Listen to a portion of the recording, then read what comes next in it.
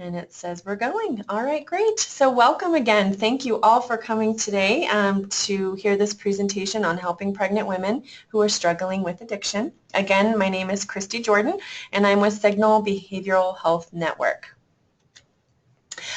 Today we are going to, we already did our housekeeping items, we're going to go into a little bit about who Signal is, what we do, and why we're here today, and then we'll jump into the presentation training portion. I apologize, there's times listed on there. I didn't get that removed from a previous training document, so please ignore that.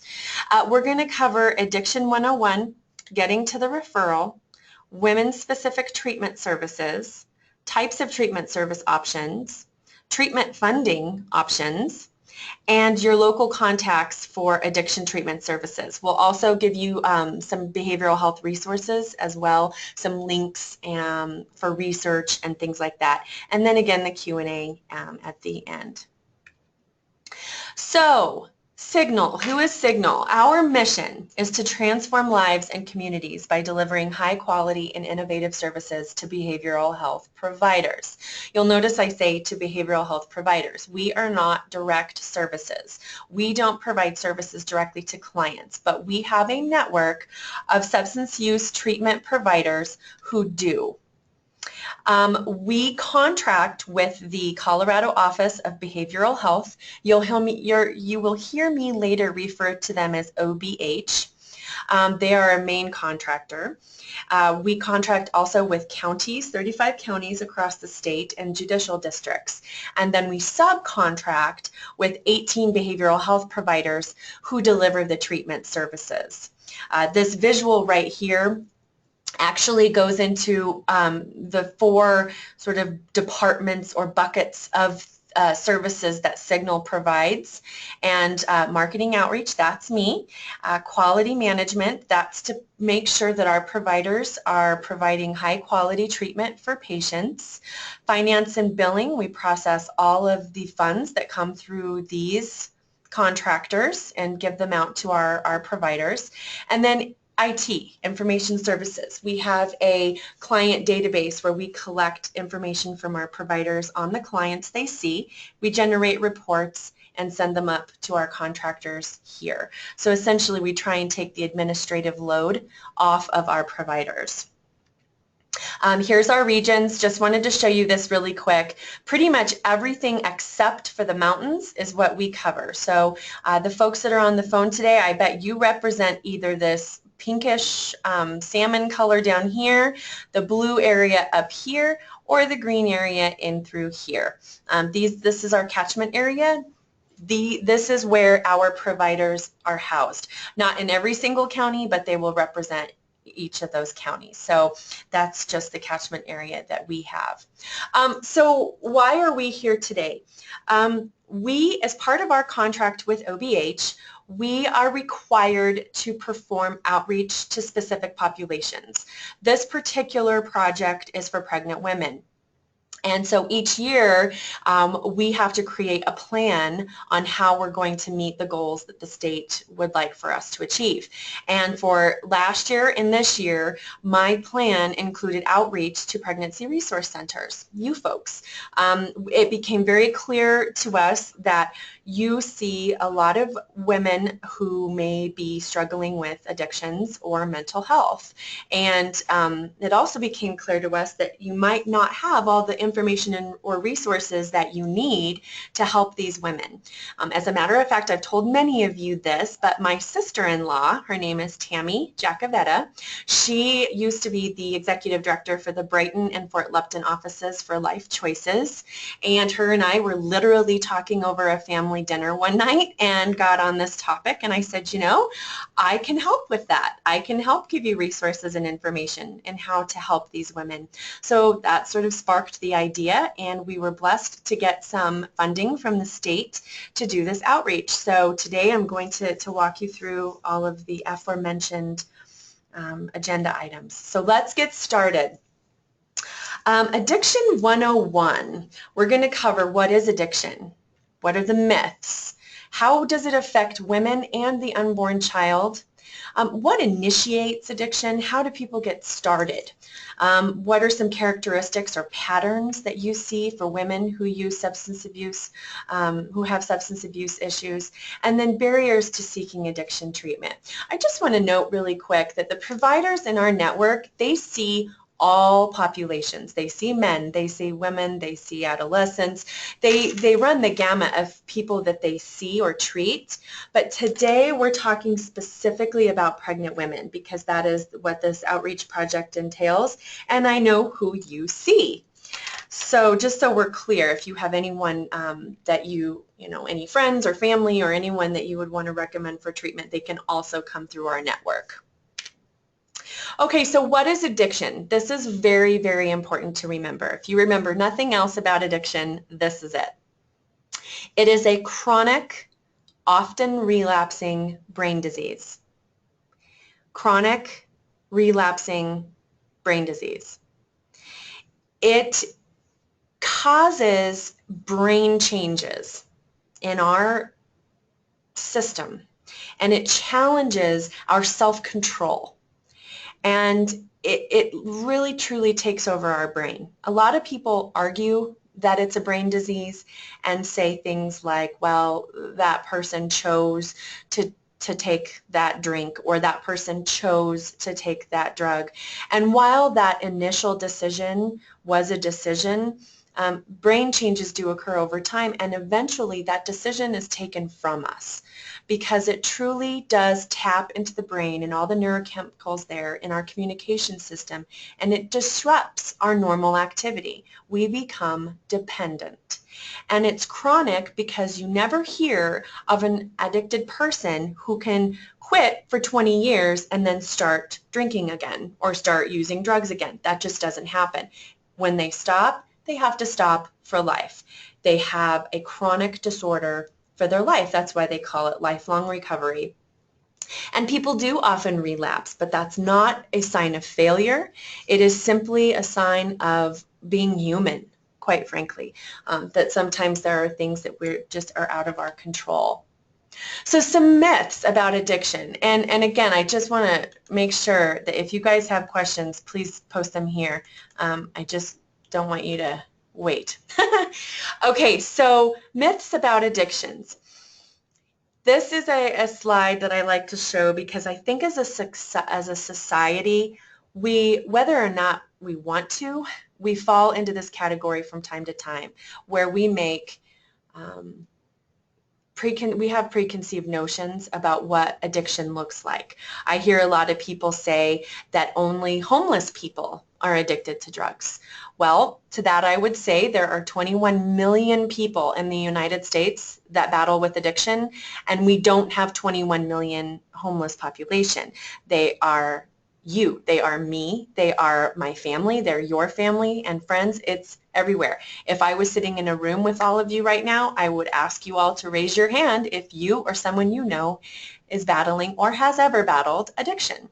And I bet 85% of the room would hold up their hand.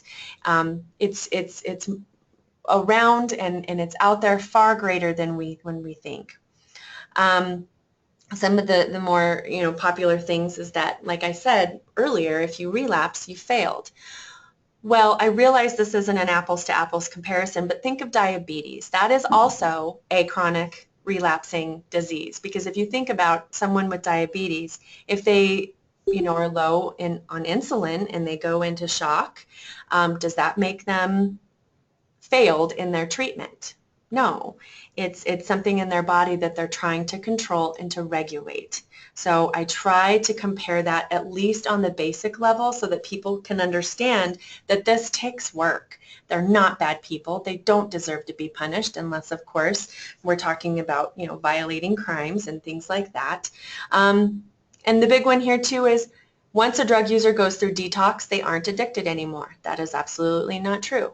If you I wish I could see you all. I'm sorry. I kind of talk with my hands a lot, so I have these visuals. But if you view addiction on a spectrum, kind of 4 points. The one on the far left side would be use. That would be something that you just, you use occasionally. Then there's misuse, then there's abuse, then there's addiction. So you see that some people can fall in that middle spectrum that wouldn't be classified as quote unquote addicted. But for someone who truly is on that addiction side, they can't simply go through detox and be done with it. It takes cognitive behavioral therapy. It takes talking about their life situation, working through issues, and it just extends far beyond detox. Okay. Okay, so effects of addiction on women. Women metabolize alcohol differently than men do, and we tend to feel the effects of alcohol at much lower levels. Plainly speaking, it takes less amount of beer for us to feel buzzed or drunk. It takes less amount of anything like that to get that different sensation that men do. Women tend to develop alcohol-induced liver diseases over a shorter period of time than men do. There's the risk of alcoholic hepatitis, and they're more likely to die of cirrhosis of the liver. We just have slightly more sensitivity in those areas to alcohol addiction. There's some differences between younger women and older women when it comes to addiction.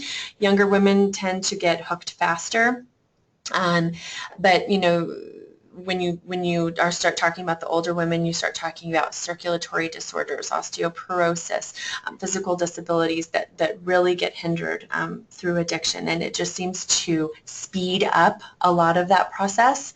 And I just will say, you know, in general, women have more severe physical problems more quickly than men would on addiction.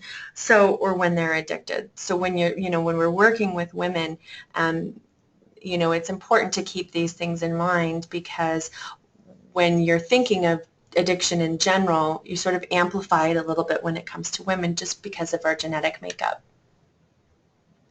So the effects of addiction on an unborn child. Babies can be at risk for low birth rate, developmental delays, something called NAS, which is neonatal abstinence syndrome. NAS is when a baby is born addicted to a drug. And when that baby is born, they need to be weaned medically off of that drug. It's very dangerous for a woman or a baby to just stop using drugs.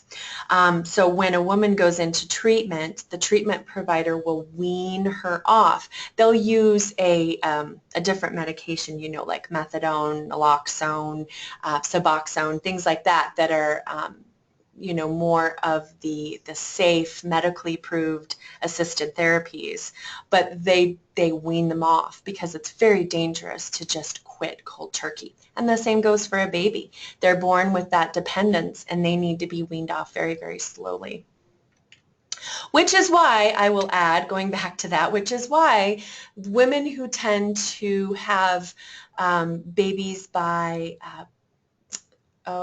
I never remember their names, midwives, can be dangerous if it's not done in a medical situation, because if those babies are born addicted, they're not getting the medical attention that they need once they are born. So it's pretty dangerous.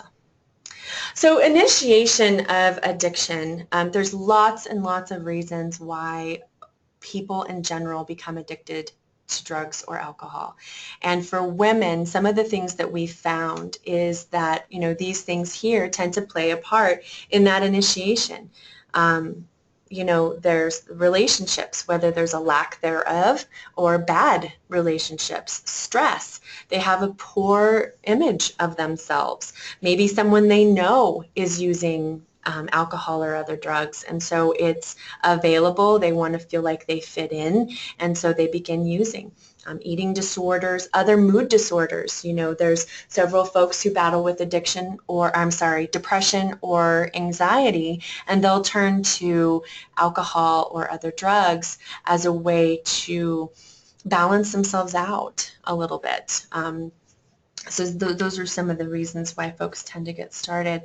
I will say that there are two things that when women who are addicted to alcohol or other drugs, and you're going to hear me say that, by the way, quite a bit, alcohol or other drugs. We, being Signal, the state, the federal government, view alcohol as a drug. So I often say alcohol or other drugs. That's what I mean by that. So there's two things that women who are addicted, they share. Typically, it's a lack of a healthy relationship, and there's some sort of experience of trauma. They have a history of domestic violence. Perhaps they were raped at a young age. Perhaps they were abandoned as children. There tends to be something else that this woman is going through in her life that either triggers her to use or is the reason why she continues to use. Which is why you'll hear in treatment a lot when we're able to treat these women. One of the things we do, and I guess I should say in treatment in general, is that we really work with the patient to try and get them separated from those negative things in their lives that are enabling this behavior. I think that's kind of step one, rid them of the bad relationships in their life, and then address those core underlying concerns, the trauma, the behavioral issues. Maybe they have mental health concerns as well. But that's really, really important, because if they're just going to come into treatment and then go home to their abusive husband or their abusive boyfriend or somebody who is also an alcoholic, then it just starts the process over and their treatment really truly can't begin. That's a very difficult thing to do, which is why treatment is really hard and it takes a big, big commitment, but that's one of the things we try and strive for. So one thing I will note before we go any further is that when you're talking about a woman who is addicted, you need to make sure you understand that she didn't get pregnant and then start using alcohol or other drugs. Usually it's the other way around. They were addicted and then they became pregnant. And at that point, most of them realize that they need to stop. They know there's a baby involved now, but that addiction has taken over and it's very, very hard. And quite frankly, like I said earlier, it's very dangerous for them to just stop cold turkey. So it's very important to get them into treatment as soon as possible. So some of those environmental stresses that women experience, a lot of this is to help you guys understand that as you're meeting with women in your centers, you may hear of a woman who is talking about these environmental stresses, and they may be a red flag to you to maybe want to dig a little deeper into her situation and see if there is alcohol or drugs present, whether it's with her or someone in her home. But some of these stresses are, as women, and I apologize if there's any men on the line, I don't mean to take this in a sexist direction, but we tend to take on a lot of roles and we carry a lot on our shoulders. We are moms, we are daughters, we are friends, we are employees, we are a lot of things to a lot of people. We're nurturers, we are caregivers, and that falls on our shoulders as a very, very heavy, heavy load. Sometimes if the woman is an only parent in the home, they have to take on the role of raising the children and being the protector. So they have to take care of bills, they have to do all the grocery shopping and, then taking care of the children and all of their development. That's a lot to take on as a woman. And quite frankly, I view that as a slight red flag because like we talked about earlier, sometimes women who carry that can sometimes turn to things like alcohol or drugs as a way to sort of mitigate that stress. And so I'm not saying that every woman who comes into your center and says she's stressed because she has a lot going on is immediately an addict. I'm just saying that might trigger you in your head to maybe ask some additional questions to see if maybe there's something that she's doing to sort of, for a lack of better word, self-medicate herself to help balance her out. This demand for high performance leads to use of amphetamines. I'm going to twist that just a little bit because I think that what that means is that because we have so much to do all the time, people start to rely on perhaps over-the-counter or prescription medication to improve our awake time or to help us sleep. Perhaps we're dealing with chronic pain. I know for one, I had neck surgery last year and I had to take a fair amount of Percocet to get through that pain. And I can see why you become to rely on that. And what we're seeing right now in Colorado, it's an epidemic. It's a heroin epidemic. And you might wonder, well, how is heroin related to prescription drugs? Well, let me tell you. What happens is someone like me, anybody is what I mean. Any person could this happen to. They have chronic pain. They start to medicate with medications that their doctors have given them. Their medications run out. They become desperate and think that they need that medication for their pain. Whether they do or they don't is irrelevant. They go to another doctor. They get more pain medicine. Then they go to another doctor when that one runs out. Then all of a sudden, when the legal prescription drug medicine runs out and they still continue to be desperate, they turn to black market purchase of prescription drugs or heroin, because heroin gives you the same effect as a prescription drug, but it's much, much cheaper. However, very, very illegal. Thus starts the spiral of things, and it starts going down from there. We're seeing it. It is so prevalent right now in Colorado, and we are doing as much as we can to fight that. Now marijuana is legal, and people are using that as what they believe as a legal and safe way to cope with anxiety and depression. And while I will admit there's not a lot of studies out yet about the effects of women with who are pregnant, there are a lot of correlations to what passes through the placenta when they're using marijuana to insinuate that there could be some damage done there. And I actually have some information. If anyone is interested on this topic of marijuana and the pregnant patient, please let me know, and I can dive a little deeper into that maybe through another series of slides at a later date, or I can send you additional information. Just let me know. I'm actually teamed up with a really great doctor at Denver Health who is an addiction doctor as well as a medical doctor, and she has a lot of really great insight on this. Really quick, I'm going to stop right there and see, does anyone have any questions?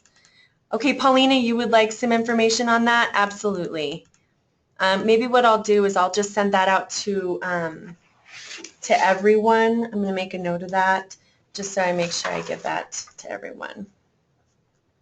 Okay. Any other questions that you have at this point?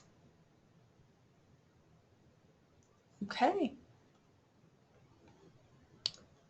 We'll go ahead and keep throwing it up there because there's a little bubble that pops up at me if you have questions, so I can make sure I address them quickly.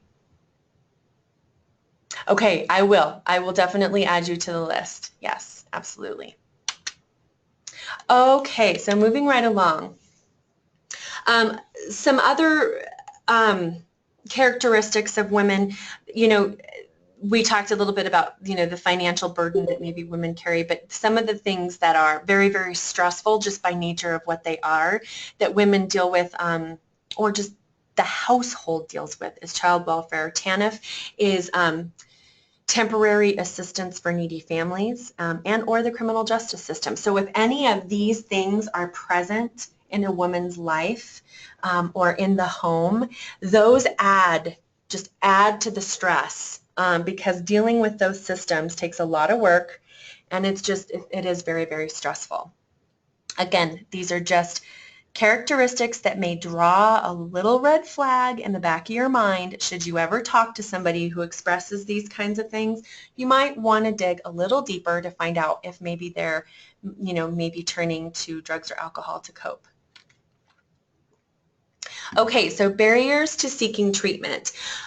With pregnant women especially, there are a lot of barriers. The number one is afraid to lose their babies, because they are afraid if they seek treatment that their babies will be taken from them. Now, I can't remember so I just wanted to make sure I didn't have another slide that spoke to this. To that, and I'm going to hang on this point for just a few minutes. because it's very, very important. We, as in the treatment system, we are not here primarily on a social services or criminal justice capacity. That is not our job.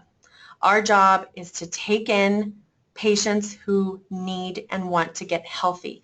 Our goal is to treat pregnant women and make them healthy so that they deliver healthy babies and that mom and baby can stay together, because that is the most important thing. In the state of Colorado, I am saying this as a fact, not as an opinion. In the state of Colorado, they don't view an unborn child as a person. So it is not illegal to drink or use legal drugs when someone is pregnant, because that fetus or that baby is not considered a person yet. Which is why sometimes social services, you've heard those horror stories about the second the woman has the baby, boom, social services is there, they take the baby away. Now, while I know those horror stories exist, the only time we will report anything to social services is if we get the sense, we being treatment providers, if we get the sense that mom is a danger to herself, that she will eventually be a danger to that child, or if she's a danger to anyone else in the home, then we owe it to that child and to that family to make that report. But if a woman gets into treatment when she's pregnant, she gets clean, she's going through the group counseling or the individual counseling, and she's doing what it takes to get better, social services will not get involved. Now, if she gets in trouble with the law or someone else calls social services on her and they've been notified, that's a different story. But I just want to make sure that when you're talking to these women, that they understand that if they seek out treatment first, that is far better than if they get in trouble and they have treatment thrown at them as a punishment, because then they run the risk of losing that child to the system. So I hope that was clear. We really want to promote women to get into treatment. If they seek it out themselves, they have a better chance of keeping their baby. It's safe, it's confidential. We are held, in behavioral health, we are held to very strict privacy laws through HIPAA. The strictest level of HIPAA is what we're held to. So it's very confidential, and there's lots of options for them to get that care. Some other barriers are if they have other children and they need to go seek treatment, but what do they do with the kids? Most of our providers have or should make available childcare. So that should not be a barrier. They just need to tell the provider, hey, I've got kids, do you have childcare so that when I go into treatment, we can take care of that child. Sorry, okay, there was a quick question here. Paulina's asked what's the organization that oversees the confidentially, so HIPAA is a federal law. It's part of, if you ever go to a doctor's office or anything like that, you're always going to see these HIPAA laws. But our particular part is 42 CFR, and it's very strict. So it's federal, it's a federal law. Hopefully that answers your question. So the other thing is transportation. We actually have a couple of providers in our network who will have a facility for the mom and a facility for the baby, and then they live together. So on one campus, mom and baby have a room, a residential room, where they are together, and then in the morning the mom will walk the baby in a stroller over to the certified licensed child care facility, and then she'll go to treatment all day. Then she goes back and gets the baby, and they go back to the room, or they go back to that facility, and it's all in one all in one campus. We have a program that'll take women with children up to 9 months who are pregnant. So there's just lots of options out there. So I just kind of want to throw that out, that those are some of the responses to the barriers for some of these women seeking treatment. Are there any questions at this point before we move on? We may be able to get you out of here a little earlier than 2:30. I have us slated to go till 2:30, but that might go a little quicker. Okay, so getting to the referral. So I have a couple of handouts, and I actually have that I'm going to email to you. I actually have another one. So the CAGE assessment, the DAST-10, and then something called the audit. And I didn't add it to this slide. I need to make sure I do that. These are pre-existing screening tools. Now, I don't know what your current agency protocols are for how you ask women for what kind of questions you ask as far as, whether or not they're using drugs or alcohol or other drugs. But these tools will help you so that if you decide you want to add more to that protocol, there are some sample questions.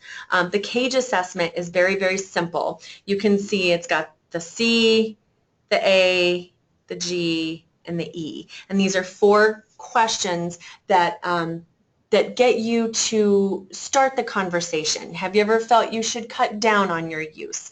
Have you ever been annoyed when people comment about your use? Have you ever felt guilty about it? And have you ever used it as an eye-opener or to ease withdrawal symptoms? It's one of those situations where have you gotten up in the morning and started drinking to cure yourself of a hangover or to wake up and be able to function? So if, these tend to be yes or no questions that are very, very specific. If someone were to answer half of these yes, I would say that there's probably some concern and you would want to consider maybe making a referral for this client. Another good example would be to ask to ask open-ended questions. So instead of saying something like, let's say, for example, you're sitting down with a woman who is 3 months pregnant. Instead of saying, do you use alcohol or other drugs? Because chances are the knee-jerk response is going to be no, because that's what she should say, or that's what she feels like she should say.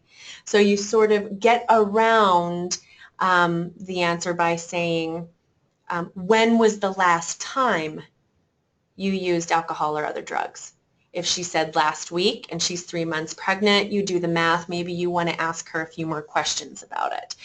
There's just a little less room for fibbing in a question like that. And like I said, you don't have to reinvent the wheel here. These assessments have been created to help people start the conversation. We understand that you are not certified addictions counselors. You are not licensed, psychological counselors. You're here to help people, and it's just about starting the conversation and then getting them to the people who will make those assessments. So we're just trying to arm you with the tools that could help you in your day-to-day job. Again, these screening tools do not prove that the woman is addicted. It proves that there may be something there that you want to pursue. So that is when you would make a referral to one of our providers for that woman to get an assessment. That assessment, it's a very long process. They go into questions like, what's your home life like?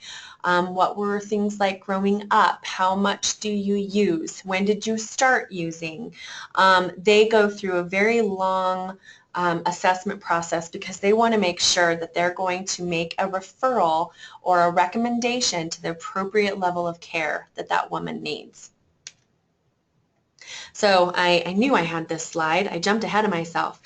So this is that sample question. When was the last time you used any drugs, alcohol, or tobacco?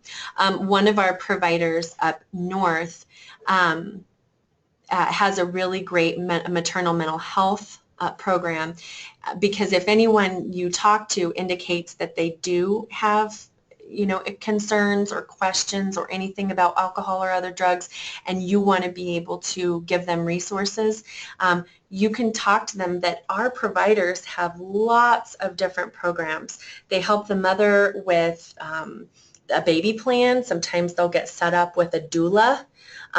They'll have gifts and things that they can give to the mothers, much like what you guys do. I know a lot of you guys have closets where there's clothes, whether it's maternal clothes or baby clothes or diapers or baby gear and things like that. A lot of our providers will have that as well. And they will incentivize women that when they come to treatment and they participate and they, it's kind of that learn to earn program I know some people do. They become, they qualify to get some of these things. So you can say that it's a situation much like what you have to offer, plus the benefit of the specific treatment. I should add that when someone gets an assessment, their treatment plan is incredibly individualized. So it's what they need to get better, not a cookie cutter, one size fits all kind of treatment plan. It's what they need based upon their experience. I would say the last step when you're talking to the woman after you ask those questions, tell them there's resources out there, is to make an offer to connect them with a treatment provider. There's a number of ways you can do this. It just depends on what your comfort level is. Number one, you can always, always, always call me. I will give you my information. I'm kind of like the if all else fails, you are absolutely welcome to call me. And I will get them in touch with who they need to get in touch with. Number two, I am going to give you a list of providers that are in your area that you can literally reach out to directly and say, I've got, one of two things. You can either give the contact information to the pregnant woman and say, here's a number for you to call.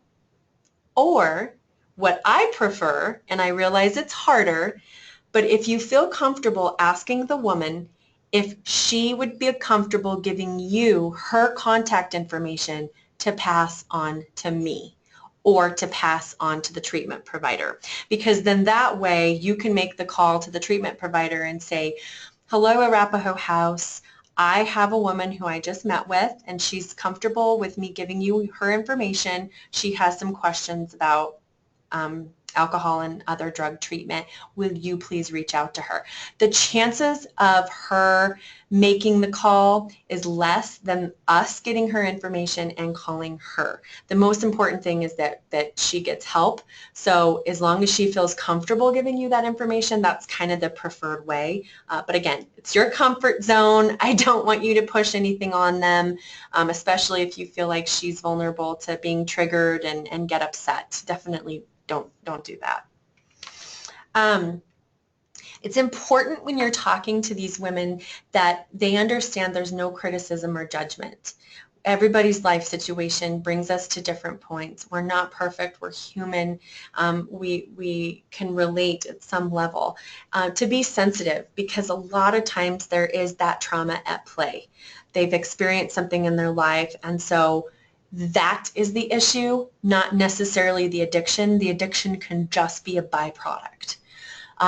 Some of the language that we encourage people to use are things like safe, confidential, affordable, help, not the things like druggie, addict, crazy.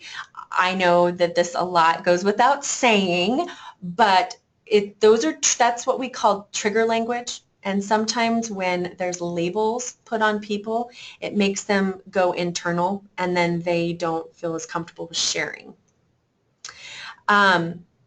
Like I mentioned earlier, the point is to offer support and to avoid pushing them into it, and to promote that treatment is, that our providers are not out to turn them in.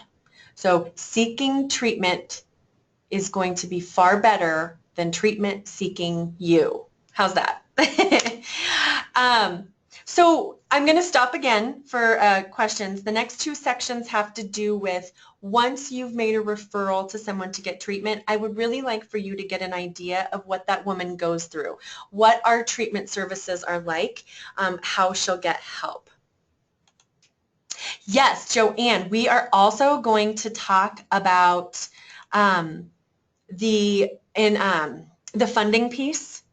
I will get to this later. There is literally no reason why a pregnant woman should not have her services paid for. But I will answer this directly with most people who are treated in our network. We offer services on a sliding fee scale. And that sliding fee scale goes all the way down to zero. Our belief is that someone should not be turned away based upon an inability to pay.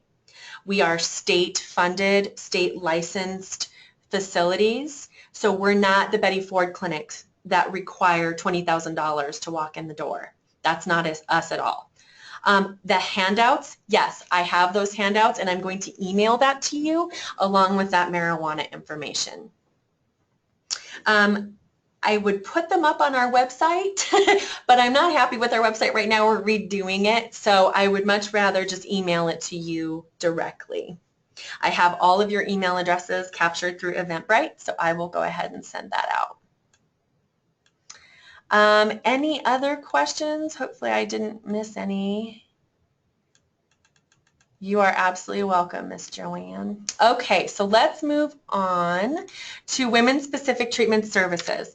Okay, so when a woman comes into our care, what counselors are going to focus on is co-occurring disorders. And when I say co-occurring, that means that there's something else there, like depression, anxiety, eating disorder, things like that.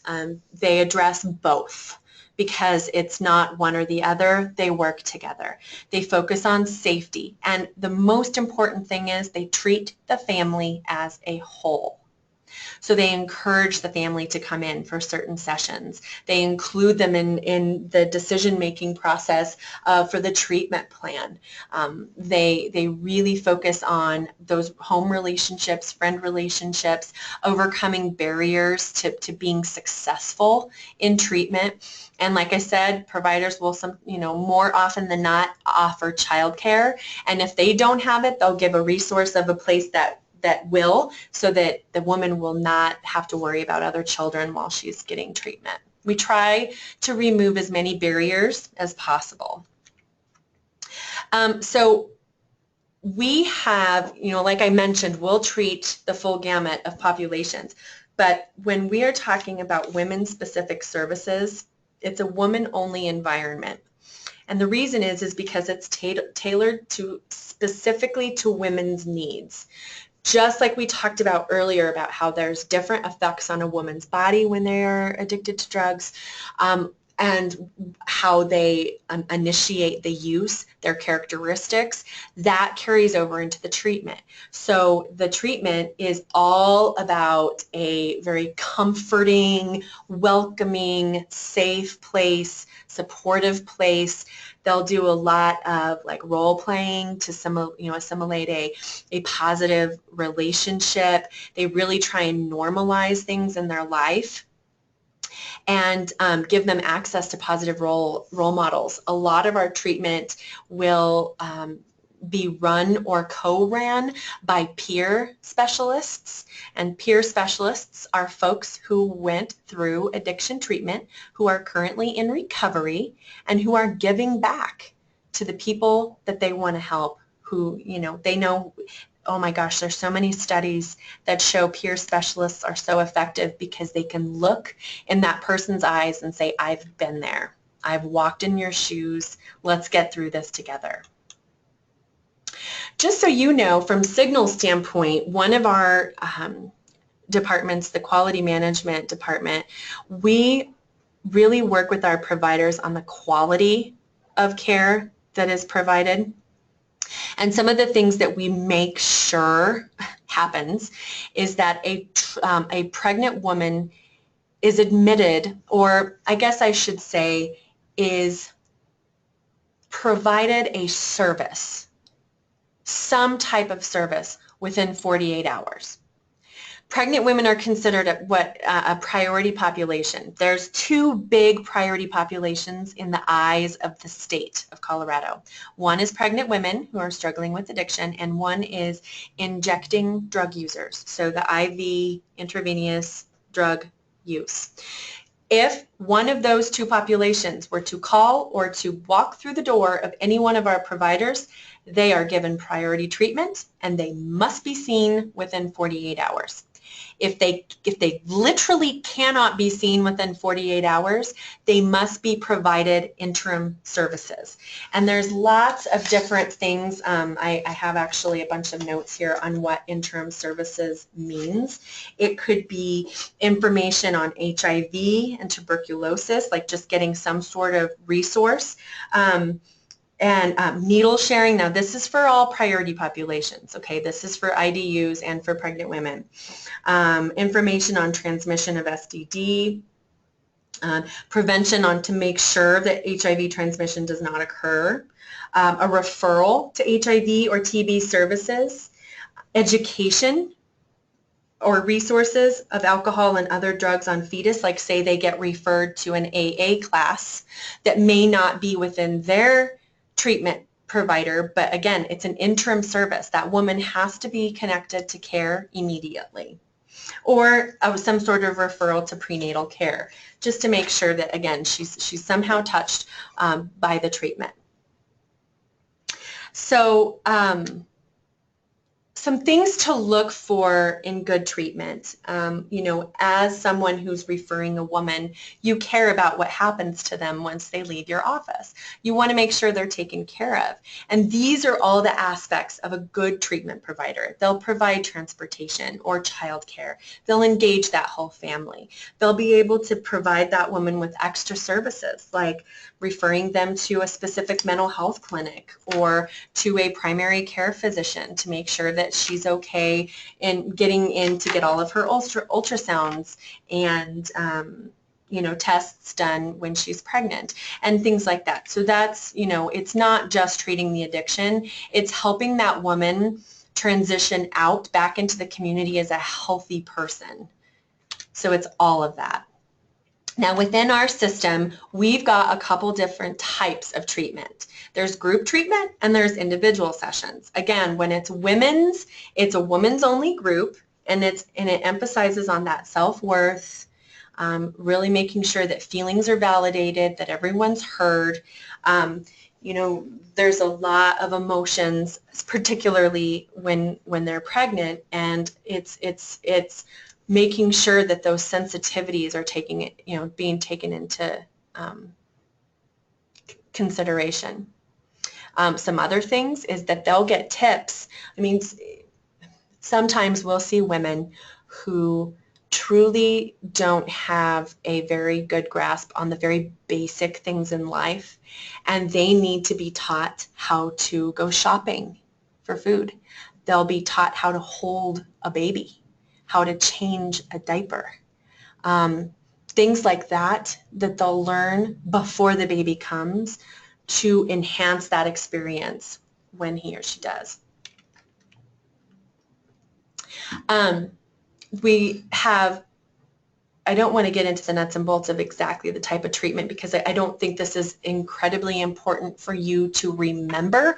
It's just so that you understand there's lots of options. We have residential services for people who want to live on the treatment campus and get 24/7 care. And then we also have outpatient where they can come and go. I will say if a woman starts in residential, one of the big things that we'll do is just make sure that she's not in for 2 or 4 weeks, and then we just say, okay, you're back out in the community, have a great life, congratulations, you made it through that 30-day program, goodbye. That's not effective. So what we'll do is we'll step her down to a lower level of care. So if she started off in residential, maybe she'll go to intensive outpatient where she comes quite a bit but not living there, but she comes quite a bit. And then once she, has sort of passed that phase, then she'll go to just traditional outpatient where she's not coming as frequently. And then most of our providers have a really great alumni programs where people can come back anytime they want.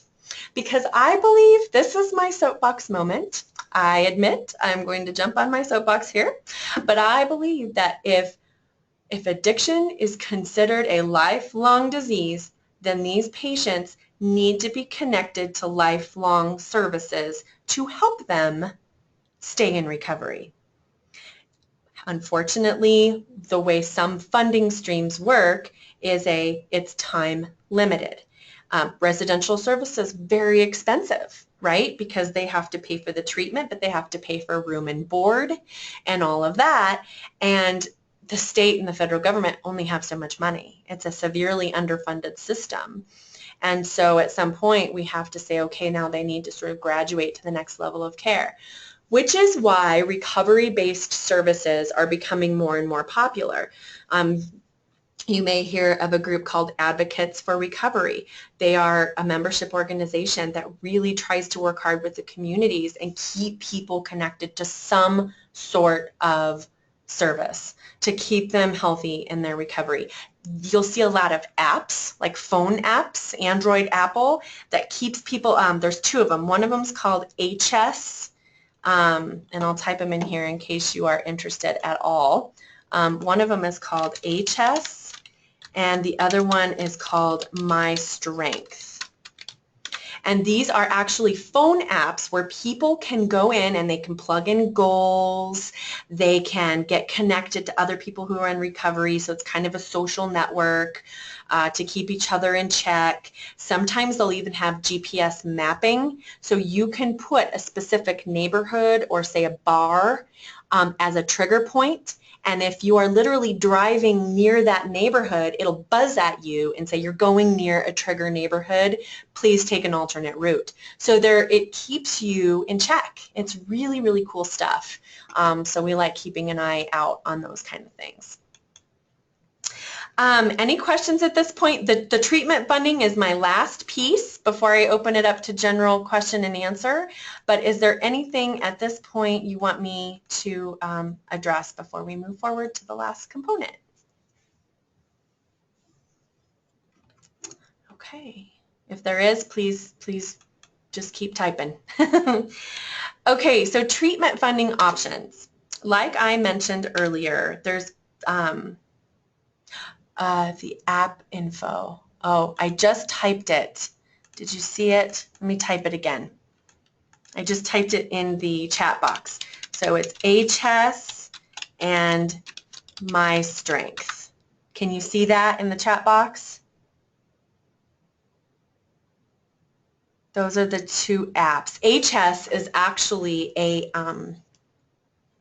they are affiliated with the National Institute of Addiction Treatment, and that is a subset of the University of Wisconsin-Madison.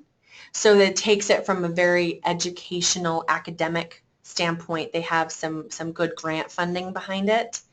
It's a little bit more interactive. My Strength, I'm sorry, I don't know why that didn't send. I apologize. My Strength was originally created for mental health, like depression, anxiety, things like that, and then there is now a substance use disorder sort of track. Unfortunately, Medicaid does not cover something like that, although I would say you might check. A lot of these things right now, not these two, but some of them are in beta form, but they will be something that will be purchased by a provider. For example, I think Arapahoe House has purchased My Strength, and they will offer it to their clients. And I don't know if it's for a fee or if they roll it into their treatment plan somehow. So it's kind of at that provider level. To my knowledge, Medicaid doesn't cover it directly, but that's something that I would encourage the clients to work with their treatment provider on, most definitely. Okay, so like I mentioned earlier, pregnant women are considered one of the priority populations. There are 4 technically in Colorado, but you'll see pregnant women and women with dependent children are considered priority. And what this means for you is, again, they just need to be seen and offered services within 48 hours. They are considered a priority. It doesn't matter what their capacity looks like or their ability to pay. They need to be seen. There are 4 funding options for pregnant women. The first one is called the Substance Abuse Prevention and Treatment Block Grant. It's not technically a grant. I don't know why they call it that, but this is federal money. This federal money flows down through the state authorities like OBH and then dispersed to providers. As a matter of fact, this block grant is our primary funding source. So we'll get that money from the feds through the state, and then we disperse it out to our providers based on their performance, based on their contracts with us. So we are really monitoring the receipt of those funds. So the program there is called Specialized Women's Services, or SWS. That's a specific program, but there is funding available for pregnant women through the block grant. Then there's Medicaid and Special Connections. Now, I'm going to back up a little bit and tell you that Medicaid and the federal block grant tend to work together in providing like this full continuum of care for women. In a lot of situations, Medicaid will only cover outpatient treatment, but the block grant covers residential. So she's going to be covered by one or the other. Now, a lot of private insurance, which I have here as other, a lot of private insurance will also pay for some of this stuff. So they would just need to get in touch with their insurance provider. Then there's also child welfare. Now, if there is an open child welfare case on the household, there are funding options available for the whole household. So it's not just for the child. Let's say, for example, there's an open welfare case on the Johnson family, okay? And let's say that dad has substance use disorder concerns. Child welfare services can pay for his treatment if there's an open case. So it's truly, and the same thing would go for the woman. So if pregnant mom has an open child welfare case because of maybe an issue with another child, she can go through the county, or what she'd do is she'd go to her provider, and they would work out the funding, whether it's through the block grant or it's Medicaid or it's through the county. There's a way for her to get treatment. I will say this again, there is literally no way, no reason why a pregnant woman should not have treatment services paid for, no matter what she needs, whether it's residential or outpatient, no matter what it is. Though somewhere, somehow, those are paid for with these 4 items. Okay, so I just wanted to quickly give you some behavioral health resources in case you wanted to do any kind of research on your own. These first 3 are research sites that I love. I rely on them very heavily for updated nationwide and Colorado level prevalence data. The first one is NIDA. It's the National Institute on Drug Abuse. And then SAMHSA, which is the governing body over us. So when I say the feds, that's who it is. It's the Substance Abuse and Mental Health Services Administration. So they oversee all of substance abuse and mental health across the federal government, and then each state has their own authority on it. Our state authority is the State Office of Behavioral Health, and that's who we contract with. So SAMHSA.gov is a good resource. And then the National Institute on Addiction Treatment, that's NIATX. That's who I was telling you is out of Wisconsin. They're the ones that have that HS app. And then Mother's Connection. Mother's Connection is a really great campaign that the state developed last year. It's a website for mothers either who've already had their babies or who are pregnant, and it gets them connected to treatment in their area. It's a very cool website. If you ever get a chance, you should go to mothersconnection.com. Most of the time when I'm talking to pregnant women or people who are talking with pregnant women, I refer them to go there first because there's videos, there's frequently asked questions, there's success stories, and then there's this really great interactive map where they can click on what city or county they live in, and it pops up a list of providers in their area and the services they provide, including contact information, website, all of that. So that may be a really great resource that you can give to women if they're simply just wanting to learn more about addiction. You can always start with Mother's Connection. And if you go to our YouTube page that I had given you earlier, there's a really great video that we did to promote Mother's Connection, and it's pretty great. We loved that. So I'm going to send this out to you. I've got connections in Northeast Colorado, Denver Metro, and Southeast Colorado that I want to have you connected with.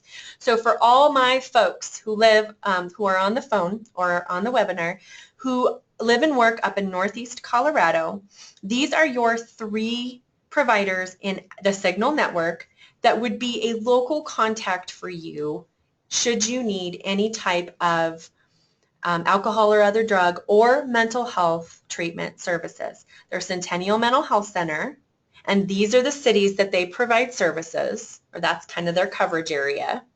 There's North Range Behavioral Health, and then there's and I apologize, it's no longer Touchstone. They just went through a name change. They're called Summit Stone now, so I'll have to change that before I get that to you. So Summit Stone, North Range, and Centennial will be your contacts. I'll send this to you. This will be part of the packet, the follow-up packet of information that I get out to you. Then my Metro Denver pregnancy resource centers who are on the phone. You have a bit more option just because it's a larger populated area. There's ARTS, we call ARTS, Arapahoe Douglas Mental Health Network, Arapahoe House, Denver Health has a behavioral health services division. There's IDEA that borders on that northern edge, and then Mile High Behavioral Health Care. And then, Jefferson Center for Mental Health out west, and then Sobriety House downtown.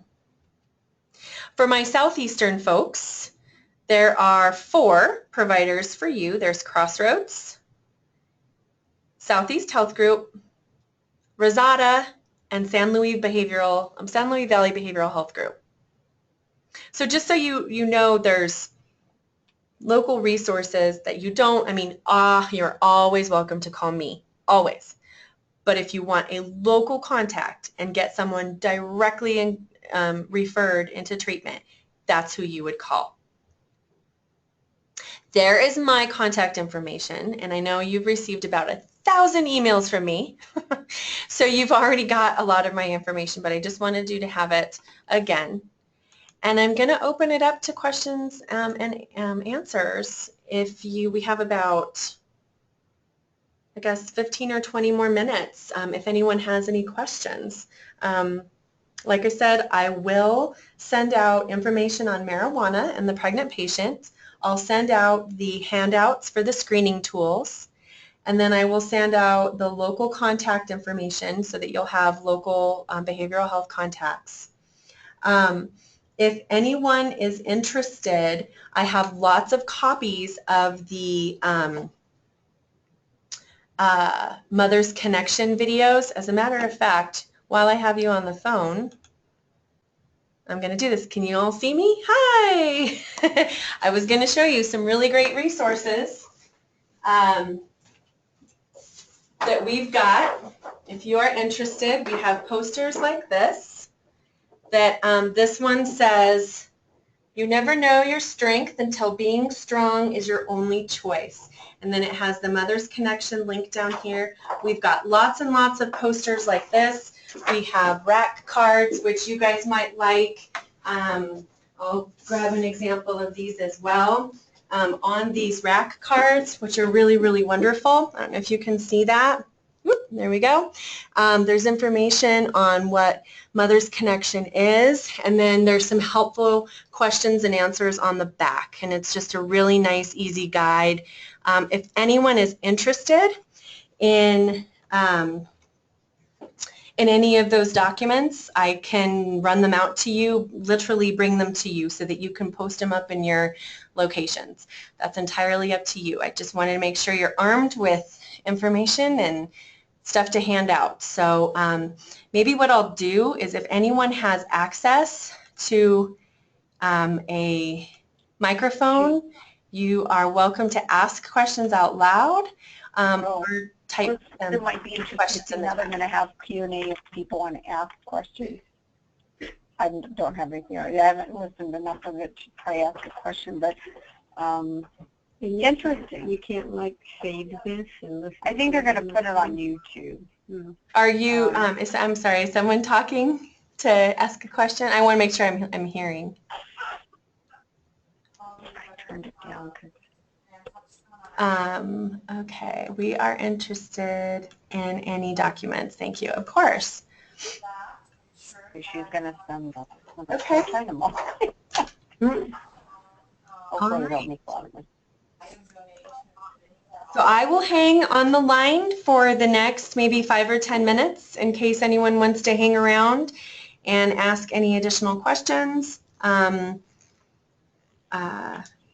anything, any comments.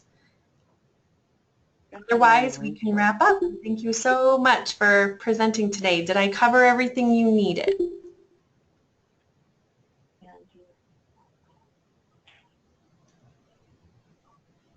Thank you all so much for coming. I appreciate it.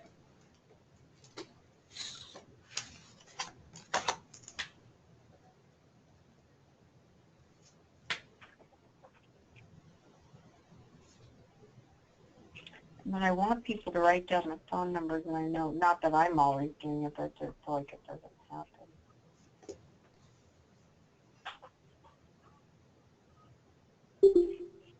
Madeline trained me.